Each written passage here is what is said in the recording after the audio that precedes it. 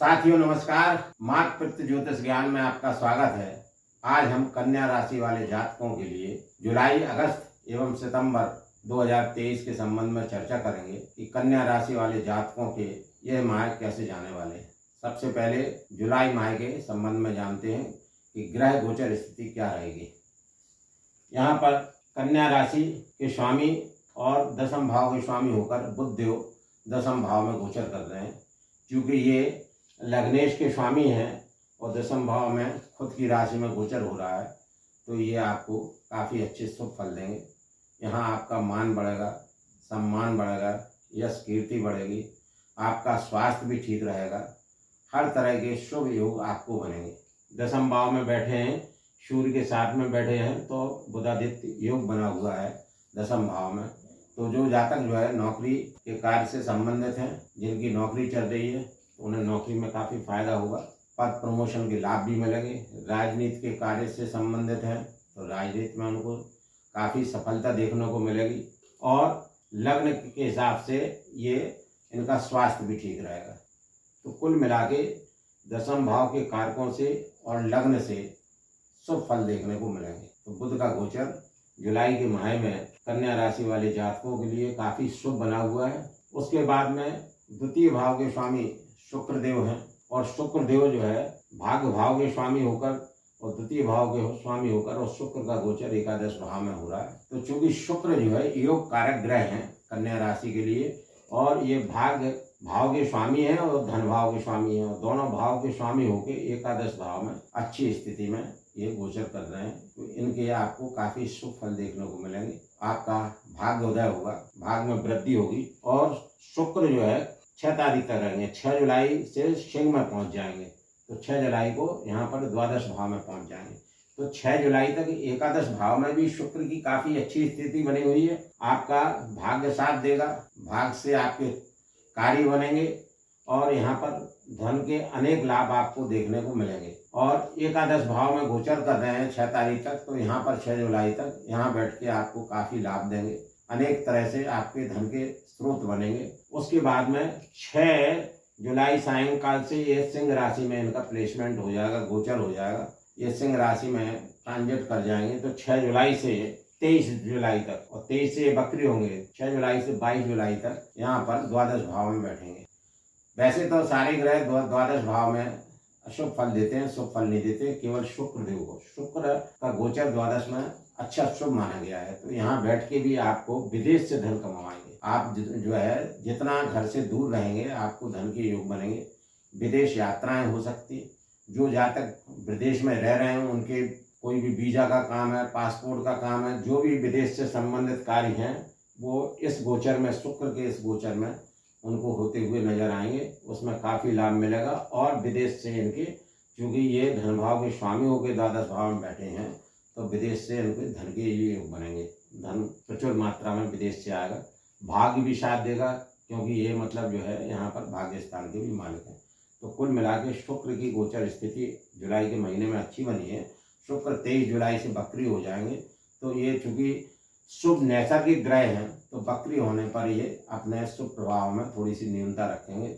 शुभ प्रभाव में कन्या राशि वाले जातकों को 23 जुलाई से कमी देखने को मिलेगी। जो धन का आवागमन, धन का आना हो रहा था, जो धन प्रदायक बने हुए थे, शुक्र 23 जुलाई से उस धन के आवक में थोड़ी सी कमी देखने को मिलेगी। बाकी जो है ठीक है। उसके बाद में तृतीय भाव के स्वामी और अष्टम भाव के स्वामी जो है मंगल है, और मंगल का गोचर जो है द्वादश स्थान में हो रहा है। अच्छे नहीं है, मतलब जो है। और वैसे भी ये पराक्रम स्थान के और अष्टम स्थान के स्वामी होकर द्वादश भाव में बैठे हैं। तो यहाँ पर मंगल की जो स्थिति रहेगी पूरे माह रहेगी। तो ये आपका अनावश्यक धन खर्च कराएंगे।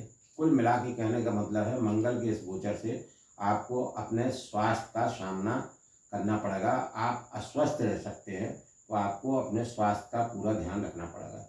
और यहाँ पर मंगल की और शनि की दृष्टियां भी हैं। 7वीं दृष्टि शनि मंगल को देख रहे हैं, 1 2 3 4 5 6 7, और मंगल शनि को देख रहे हैं 1 2 3 4 5 6 7।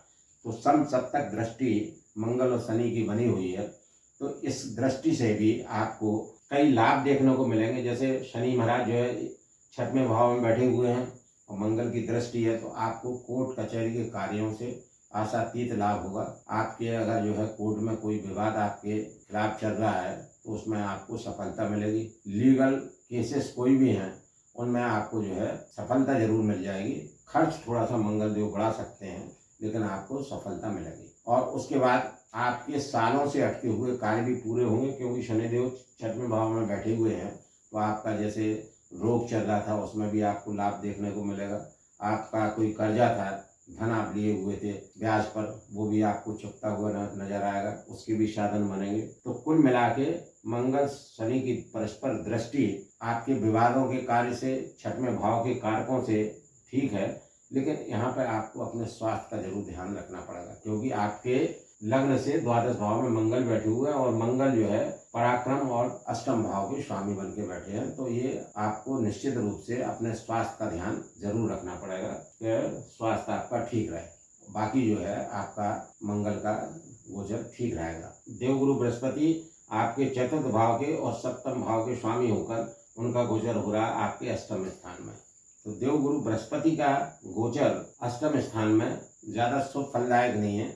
यहाँ पर बैठ के देवगुरु बृहस्पति आपको जो है भूमि भवन के लाभ दिला सकते हैं। यहाँ से आपको सप्तम भाव से दाम्पत्य जीवन के भी लाभ मिलेंगे। यहाँ पे चूंकि इनका प्लेसमेंट जो है 8th हाउस में है तो आपको यहाँ पर गुरुदेव के उपाय भी करना होंगे और यहाँ पर आपको अपने भूमि भवन के हिसाब से भी आपको ध्यान रखना पड़ेगा। इस पीरियड में अगर आप कोई भी जमीन जायदाद का, प्रॉपर्टी का सौदा करते हैं तो उसको बहुत कागजात सोच समझ के देख के ही सौदा करना चाहिए, कहीं ये आपको घाटे का सौदा साबित ना हो जाए। दाम्पत्य जीवन का भी थोड़ा सा आपको ध्यान रखना पड़ेगा कि आपका दाम्पत्य जीवन मधुर बना रहे। स्पाउस के स्वास्थ्य का भी आपको ध्यान रखना पड़ेगा।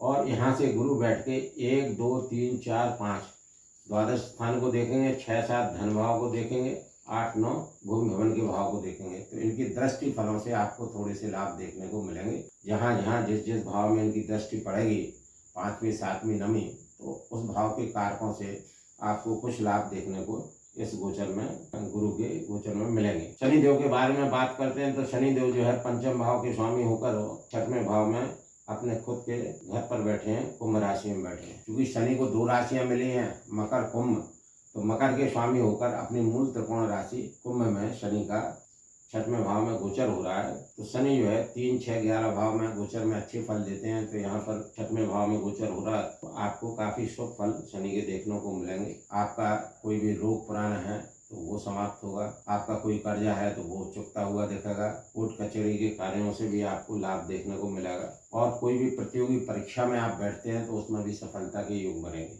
देवगुरु बृहस्पति के बारे में बता ही चुका हूँ, मंगल के बारे में बता चुका हूँ। राहु अष्टम भाव में अच्छे फल नहीं देते हैं तो राहु के उपाय आपको करना पड़ेंगे। उसके बाद में शुक्र के बारे में बता चुके। शुक्र कन्या राशि वालों के लिए योग कारक ग्रह हैं और अच्छे हाउस के स्वामी हैं और अच्छे घर पर प्लेसमेंट है।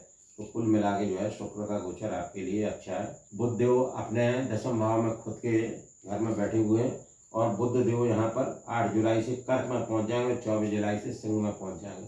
तो बुध की स्थिति यहाँ पर भी शुभ फलदायक होगी एकादश भाव में, और द्वादश भाव में थोड़े से खर्चे कराएंगे, बाकी ठीक रहेगा। तो चूंकि आपके लग्न के स्वामी हैं तो बुध का गोचर पूरे माह आपका ठीक रहने वाला है। उसके बाद में सूर्य जो है आपके 17 जुलाई तक मिथुन में है, यहाँ पर बैठे हैं 10वें भाव में। तो दिग्बली होते हैं 10वें में सूर्य, तो अच्छे फल देंगे।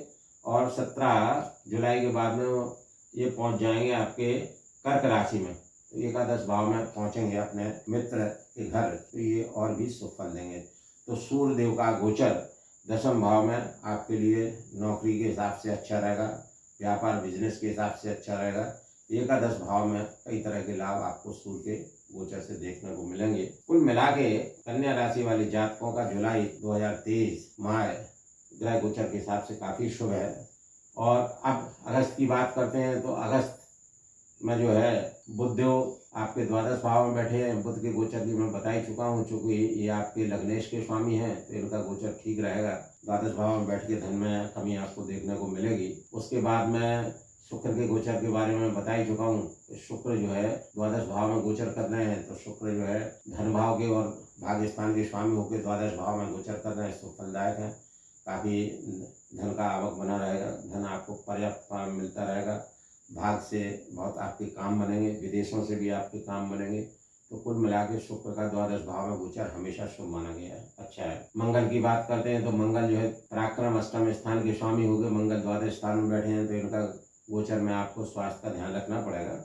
शनि और मंगल की परस्पर जो दृष्टि रहेगी उससे जो है आपको कुछ लाभ और कुछ हानियां देखने को मिलेंगे, मिले जुले परिणाम देखने को मिलेंगे। देवगुरु बृहस्पति के बारे में बता ही चुके हैं। देवगुरु बृहस्पति आपके चौथे और सातवें भाव के स्वामी होकर अष्टम भाव में गोचर कर रहे हैं, तो यहाँ देवगुरु बृहस्पति के मिले जुले परिणाम आपको देखने को मिलेंगे, जैसा कि जुलाई के माह में हमने बताया है। उसके बाद में शनिदेव पंचम भाव के स्वामी होकर छठवें भाव में अपनी मूल त्रिकोण राशि कुंभ राशि में गोचर कर रहे हैं। छठवें भाव में शनिदेव का गोचर अच्छा होता है, आपको यहाँ बैठ के धन प्रदाता होते हैं, धन से भी लाभ दिलाएंगे। आपके कर्जे अगर होंगे तो वो भी चुकते नजर आएंगे, रोग से भी लाभ होगा, और कोर्ट कचहरी में कोई भी आपका कार्य पेंडिंग पड़ा हुआ है तो उसमें भी सफलता के योग बनेंगे, कार्य होता हुआ नजर आएगा। गुरुदेव के बारे में बता ही चुके हैं, मंगल के बारे में बता चुके हैं, और राहु जो है अष्टम भाव में ज्यादा शुभ फल नहीं देते हैं। शुक्र के बारे में बता ही चुका हूँ, बुध के बारे में बता चुका हूँ। सूर्यदेव जो है एकादश भाव में है, तो यहाँ पर जो है 16 अगस्त तक रहेंगे, उसके बाद में ये सिंह राशि में पहुंच जाएंगे। तो 16 अगस्त तक सूर्य का एकादश भाव में गोचर अच्छा है, कई तरह से आपको लाभ देखने को मिलेंगे। द्वादश भाव में पहुंचेंगे तो थोड़ा सा आपकी सेहत में भी सेहत का ध्यान रखना पड़ेगा, धन में थोड़ी कमी कराएंगे। कुल मिला के जो है आपका अगस्त माह भी गोचर के हिसाब से ठीक है। सितंबर माह की बात करते हैं तो सितंबर माह में बुध की बात करें तो बुध का गोचर आपके लिए अच्छी बना हुआ है, थोड़ा सा धन में कमी द्वादश भाव में बुध देंगे। और बुध यहाँ पर सिंह राशि में बकरी है, और तारीख 16 सितंबर से मार्गी हो जाएंगे, तो आपको पहले इसकी अपेक्षा बुध के अच्छे शुभ फल आपको देखने को मिलेंगे। शुक्र के बारे में बता ही चुका हूँ कि शुक्र जो है आपको अच्छे फल देंगे, इस माह भी शुक्र के गोचर से अच्छे फल देखने को मिलेंगे। मंगल के बारे में बता ही चुका हूँ, तो मंगल आपके लग्न में बैठे हुए हैं, तो यहाँ पर मंगल आपके लग्न में बैठ के थोड़ा सा अपनी वाणी पे ध्यान रखना पड़ेगा, ताकि जो है आप तक किसी से वाद विवाद ना हो, किसी झंझट में ना पड़े। उसके बाद में देवगुरु बृहस्पति के बारे में मैं बता ही चुका हूँ। शनि के गोचर के बारे में बता चुका हूँ कि शनि का गोचर काफी शुभ है छठवें भाव में। राहु सामान्य ही फल देंगे, क्योंकि यहाँ राहु का अष्टम भाव में गोचर अच्छा नहीं होता है, वो भी मेष राशि के साथ हो रहा है, तो ये शुभ नहीं है। राहु और गुरु के साथ युति बनी है, तो गुरु चंडाल योग बना हुआ है। 30 अक्टूबर के बाद में राहु का प्लेसमेंट जब यहाँ पर हो जाएगा तो गुरु फिर थोड़े से और अधिक शुभ फल देने की स्थिति में उनके दृष्टि फल आपको शुभ मिलने लगेंगे। शुक्र के बारे में बता ही चुका हूँ। बुध के बारे में मैंने बता ही दिया है कि बुध आपके योग कारक ग्रह अच्छे फल देंगे, शुक्र भी आपको अच्छे फल देंगे। बुध और सूर्य के बारे में मैं बता ही चुका हूँ। तो कुल मिला के जो है सूर्य का लग्न में भी गोचर हो जाएगा, तो सूर्य और मंगल जो है लग्न में बैठ जाएंगे, तो आपको थोड़ा सा अपना ये ध्यान रखना पड़ेगा कि आपका स्वास्थ्य का भी ध्यान रखना पड़ेगा, और एग्रेशन से बचना पड़ेगा, क्रोध आदि से बचना पड़ेगा। कोई ऐसा कार्य न करें जिसमें आप आवेश में आके कोई भी गलत कार्य कर दें। तो कुल मिला के जुलाई अगस्त सितंबर 2023 कन्या राशि वाले जातकों के लिए ग्रह गोचर के हिसाब से काफ़ी अच्छा बना हुआ है। तो आपको मंगल और राहु के उपाय करने से आपका जुलाई अगस्त और सितंबर 2023 कन्या राशि वाले जातकों का काफ़ी ठीक रहेगा। उपाय के लिए राहु के उपाय करें। राहु के उपाय के लिए ओम राम राहुवे नमः मंत्र की 1 माला नित्य जाप करें। मंगल के लिए प्रतिदिन हनुमान चालीसा का पाठ करें। यदि ये उपाय आप करते हैं तो आपके तीनों माह काफ़ी शुभ निकलेंगे, उनकी शुभता आपको बढ़ती हुई दिखेगी। अशुभ परिणामों से आप बचे रहेंगे। यदि आप लोगों को मेरा यह वीडियो अच्छा लगा हो तो कृपया आप अपने मात पृथ्वी ज्योतिष ज्ञान चैनल लाइक, सब्सक्राइब एवं शेयर करते रहें। धन्यवाद।